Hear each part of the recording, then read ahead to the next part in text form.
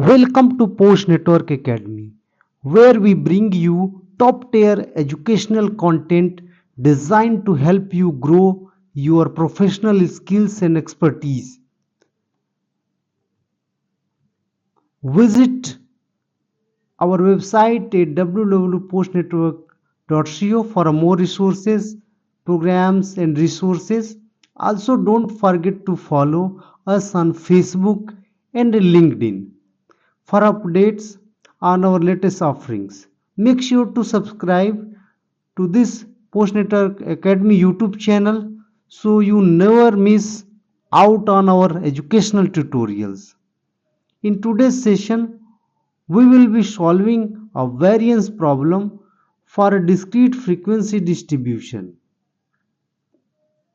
and finding the value of A when variance X is given as 160. So let's dive into the solution. So here we asked with finding the value of A. We are provided with the table values of Xi's and Fi's. Now we will calculate Fi's and Xi's. So simply you will multiply. So 2A, again 2A, 3A, 4A, 5A and 6A. Thereafter, if you calculate Fi Xi square, so 2A square, 4A square, 9A square, 16A square, 25A square and 36A square. And thereafter, when we calculate the value of n, so that would be 7 or sum of all frequencies. If you calculate Fi Xi, so that would be 20A and Fi Xi square 92A square. Variance formula you might know already if you have watched my videos. So 1 upon n Fi Xi square minus 1 upon n Fi Xi whole square.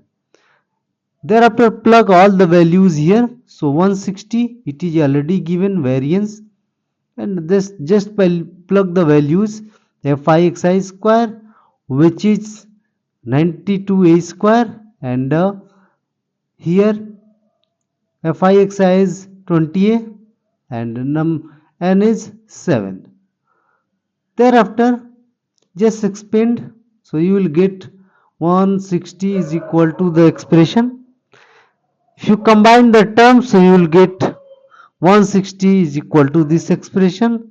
Thereafter 160 is equal to 168 square upon 49, and this will help you to get the value of A, which is A is equal to under root 49, that is 7.